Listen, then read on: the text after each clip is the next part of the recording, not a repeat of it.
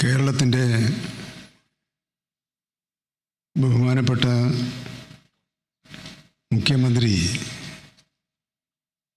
ആദരണീയനായ ശ്രീ പിണറായി വിജയൻ ഈ ചടങ്ങിൽ പങ്കെടുക്കുന്ന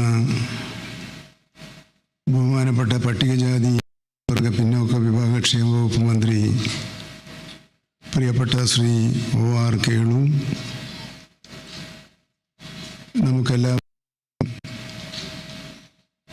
ചുരുങ്ങിയ വാക്കുകളിൽ ഹൃദ്യമാവണ്ണം സ്വാഗതം ആശംസിച്ച IFS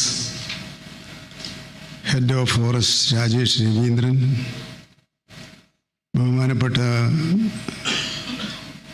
Kozhikode mayor doctor Beena Philip, ജില്ലാ പഞ്ചായത്ത് പ്രസിഡന്റ് ബഹുമാനപ്പെട്ട ശ്രീമതി ഷിജ ശശി, വനം വകുപ്പിൻ്റെ principal secretary Shri Minhaj Alam IAS,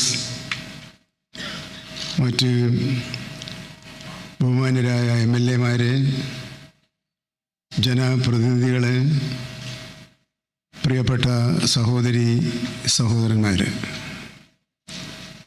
Keralam കഴിഞ്ഞ ഏതാനും വർഷങ്ങളായി വളരെ സജീവമായി ചർച്ച ചെയ്തുകൊണ്ടിരിക്കുന്ന ഒരു വിഷയമാണ് മനുഷ്യ വന്യജീവി സംഘർഷം. ആ സംഘർഷങ്ങളുടെ ഫലമായി മലയോര മേഖലയിൽ സജീവമായി ചർച്ച ചെയ്തുകൊണ്ടിരിക്കുന്ന ഒരു വിഷയം പരുക്കേൽക്കുകയും കൃഷിനാശം, വിളനാശം എന്നിവ ഉണ്ടാക്കുകയും ചെയ്യുന്നത് വലിയ പ്രതിഷേധത്തിനും വലിയ ആശങ്കക്കും വഴിവെക്കുന്നൊരു സാഹചര്യം ഉണ്ടായിട്ടുണ്ട്. ആ സാഹചര്യത്തിൽ പുതിയ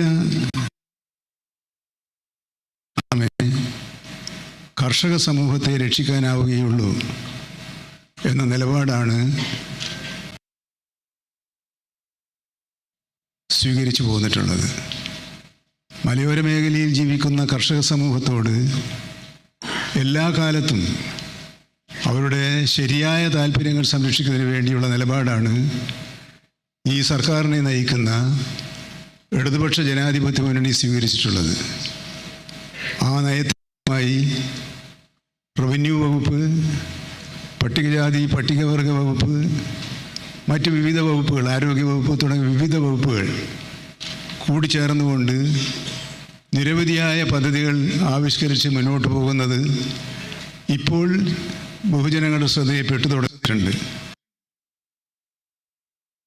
ഇത് അവലോകനം ചെയ്തപ്പോൾ ഇത്രയും ചെയ്താൽ പോരാ, കാര്യക്ഷമതയോടുകൂടിയുള്ള പ്രവർത്തനങ്ങൾ നടത്തേണ്ടതുണ്ട് എന്ന് ബഹുമാനപ്പെട്ട മുഖ്യമന്ത്രി നിർദ്ദേശത്തിൻ്റെ അടിസ്ഥാനത്തിലാണ് മനുഷ്യ വന്യജീവി സംഘർഷ ലഘൂകരണത്തിന് 45 ദിവസം നീണ്ടു നിൽക്കുന്ന ഒരു തീവ്രയത്ന കർമ്മ പരിപാടിക്ക് രൂപം നൽകിയിട്ടുള്ളത്. ആ പരിപാടി അവതരിപ്പിക്കാനാണ് ഇത്തരത്തിലുള്ള ബഹുമാനപ്പെട്ട മുഖ്യമന്ത്രി നിർദ്ദേശത്തിൻ്റെ അടിസ്ഥാനത്തിലാണ് മനുഷ്യ വന്യജീവി സംഘർഷ ലഘൂകരണത്തിന് 45 ദിവസം നീണ്ടു നിൽക്കുന്ന ഒരു തീവ്രയത്ന കർമ്മ പരിപാടിക്ക് രൂപം നൽകിയിട്ടുള്ളത്. ആ പരിപാടി അവതരിപ്പിക്കാനാണ് ഇത്തരത്തിലുള്ള ഒരു ജനകീയ സദസ്സ് ഈ കോഴിക്കോട് വെച്ച് വിളിച്ചു ചേർത്തിട്ടുള്ളത്. വന്യജീവി മനുഷ്യ സംഘർഷം എന്നത് മാറ്റി മനുഷ്യ വന്യജീവി സഹകരണ മേഖലയാക്കി ഈ മേഖലയെ മാറ്റാനുള്ള പരിപാടികളാണ് സർക്കാർ ആലോചിച്ചുകൊണ്ടിരിക്കുന്നത്.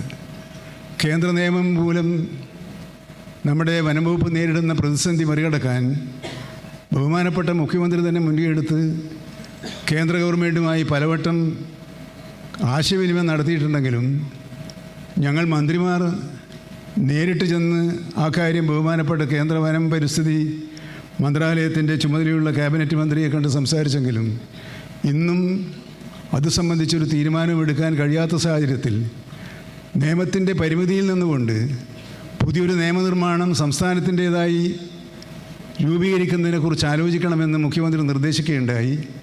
അതിൻ്റെ അടിസ്ഥാനത്തിലുള്ള കരട് ബിൽ തയ്യാറായിട്ടുണ്ട്. ആ കരട് ബിൽ മന്ത്രിസഭ അംഗീകരിച്ചതിന് ശേഷം അത് സംബന്ധിച്ച് ആശയവിനിമയം നടത്താനാണ് നിർദ്ദേശിച്ചിട്ടുള്ളത്. ആ ആശയവിനിമയത്തിലൂടെ വ്യക്തത വരുത്തി സർക്കാരിൻ്റെ എല്ലാ പരിമിതമായാണെങ്കിലും ഉള്ള മുഴുവൻ അധികാരവും ഉപയോഗിച്ച് ഈ മേഖലയിൽ ഇടപെടാനാണ് സർക്കാർ തീരുമാനിച്ചിട്ടുള്ളത്. അതിൻ്റെ ഭാഗമായി പ്രൈമറി റെസ്പോൺസിബിലിറ്റിയും PRTകൾ രൂപീകരിച്ചിട്ടുണ്ട്. ആ PRT ഒരു പഞ്ചായത്തിൽ നിന്നും പഞ്ചായത്ത് ഭരണസമിതി നിർദ്ദേശിക്കുന്ന ആളെയാണ് നമ്മൾ എടുക്കുന്നത്, നമ്മുടെ സ്വന്തം അഭിപ്രായത്തിനല്ല. അതുപോലെ തന്നെ ചരിത്രത്തിൽ ആദ്യമായി 500 പട്ടികജാതി പട്ടികവർഗ വിഭാഗങ്ങൾക്ക് സ്പെഷ്യൽ റിക്രൂട്ട്മെൻറ്റ് വഴി ബീറ്റ് ഫോറസ്റ്റർമാരോ ഓഫീസർമാരായി നിയമനം കൊടുത്തു. അതിന് കാരണം അവർക്കാണ് ആ കാർഡ് അറിയുക, അവർക്കാണ് അവിടുത്തെ പ്രശ്നങ്ങൾ മറ്റാരേക്കാൾ വേഗത്തിൽ മനസ്സിലാക്കുക. അവരവിടുത്തെ മനുഷ്യന്മാരുടെ ഇടയിലുള്ള ഒരാളായതുകൊണ്ട് തന്നെ സൗഹാർദ്ദത്തിൻ്റേതായ ഒരു അന്തരീക്ഷം ഉണ്ടാക്കാൻ കഴിയും. ഈ വക ലക്ഷ്യത്തോടു കൂടിയാണ് ശ്രമിച്ചുകൊണ്ടിരിക്കുന്നത്. ഞാൻ ദീർഘിപ്പിക്കുന്നില്ല.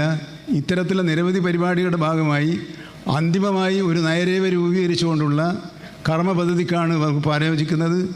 ആ പരിപാടിയുടെ ഔപചാരികമായ ഉദ്ഘാടനം ഈ കാര്യത്തിൽ മറ്റാരേക്കാൾ താല്പര്യമെടുത്ത് ദിവസേന എന്നോണം ശ്രദ്ധിക്കുന്ന കേരള മുഖ്യമന്ത്രി, എനിക്ക് തോന്നുന്നു അദ്ദേഹം എങ്ങനെയാണ് സമയം കണ്ടെത്തുന്നത്?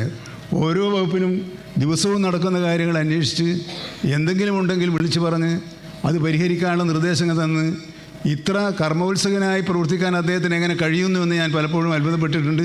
എന്നെ സംബന്ധിച്ചിടത്തോളം ഒരു ആശ്വാസമാണ്. വനമേഖലയിൽ ജീവിക്കുന്ന കർഷകരെ സംബന്ധിച്ചിടത്തോളം അവർ ഇന്നലെയും പ്രഖ്യാപിച്ചിട്ടുണ്ട്, അവർക്ക് കേരള മുഖ്യമന്ത്രിയിൽ വിശ്വാസമാണ് എന്നവർ പ്രഖ്യാപിച്ചിട്ടുണ്ട്.